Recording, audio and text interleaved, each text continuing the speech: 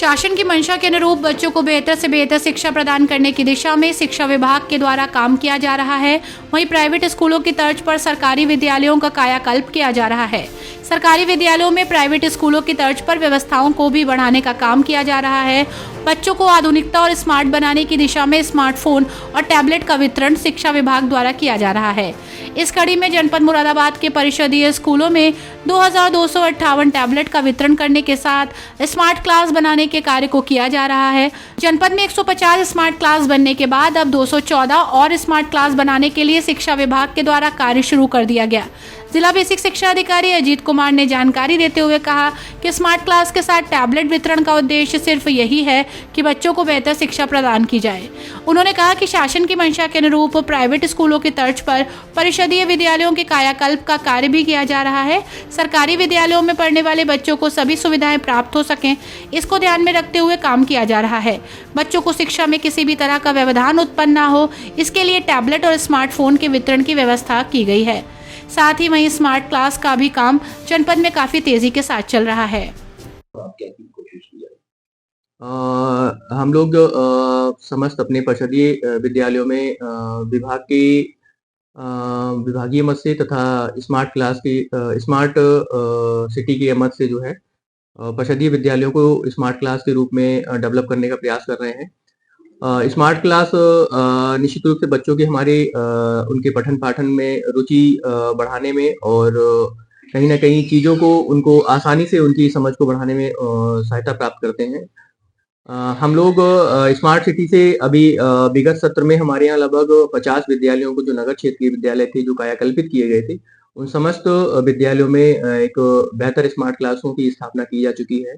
और इससे पहले हम लोगों ने विभागीय मद से तथा विभिन्न विद्यालयों में कंपोजिट ग्रांट की मद से कुछ स्कूलों में हम लोगों ने स्मार्ट क्लास की स्थापना की है।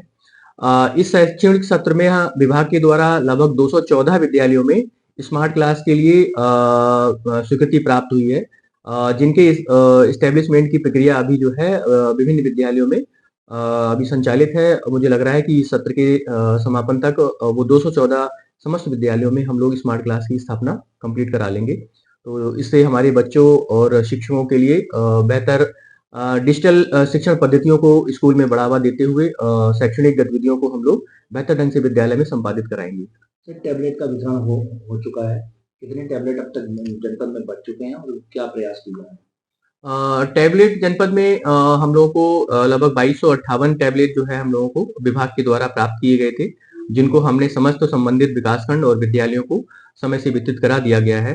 और उनको हम लोग स्कूल वाइज उनके मैपिंग की कार्रवाई भी हम लोग कंप्लीट करा रहे हैं, लगभग वो भी हम लोगों ने कंप्लीट कर लिया है।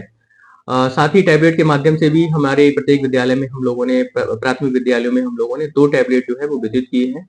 उनके माध्यम से भी हम विद्यालय बार जो है अपने डिजिटल लर्निंग पद्धति को, या जो ऑनलाइन शिक्षण पद्धति है, बहुत सारे दीक्षा पोर्टल जैसे जो ऑनलाइन प्लेटफॉर्म पे हमारे लिए बहुत ही अच्छी वीडियोज हैं, उनके माध्यम से हम अपने बच्चों को दिखा सकते हैं और ऑनलाइन शिक्षण पद्धति को उन टैबलेट के माध्यम से बढ़ावा दे सकते हैं। साथ ही जितने भी हमारे जो विद्यालय स्तर पे जो अभिलेख हैं, उनका भी डिजिटलाइजेशन किया जाएगा उन टैबलेट के माध्यम से, ताकि अभिलेखों का रखरखाव और सूचना का जो हमारा जो आदान प्रदान है वो आसानी से और बेहतर ढंग से किया जा सके। सर, लगातार अब स्मार्ट क्लास और टैबलेट के माध्यम से बच्चों की बेहतर भविष्य के लिए कार्य किया जा रहा है, तो क्या समझते हैं कि कितना फायदा पहुंचेगा आने वाले समय में बच्चों को? मुझे लग रहा है कि निश्चित रूप से फायदा हमारे सारे बच्चों को मिलेगा, और क्योंकि स्मार्ट क्लास से बच्चों की कहीं ना कहीं जो हम लोगों ने पुराने अनुभव से देखा है कि जिन विद्यालयों में हम लोगों ने स्मार्ट क्लास इस्टेब्लिश किया था और टीचर ने एक्टिवली उसका यूज किया है, तो वहाँ पे हमारी अटेंडेंस में भी बढ़ोतरी हुई है उन विद्यालयों में। और साथ ही साथ चूंकि बच्चे जो है जो हमारे एकदम वीडियो के माध्यम से और एक रेखात्मक चित्रण के माध्यम से स्क्रीन पे देखते हैं, तो मुझे लग रहा है कि उनकी ऑनलाइन या डिजिटल जो पद्धति है उसमें बच्चों की रुचि ज्यादा होती है, तो उसमें उन ऑनलाइन पद्धतियों से बच्चे बेहतर ढंग से सीखते हैं। तो मुझे लगता है कि निश्चित रूप से जिन हम लोग के और विभाग के इन प्रयासों से बच्चों को निश्चित रूप से इसका लाभ मिलेगा।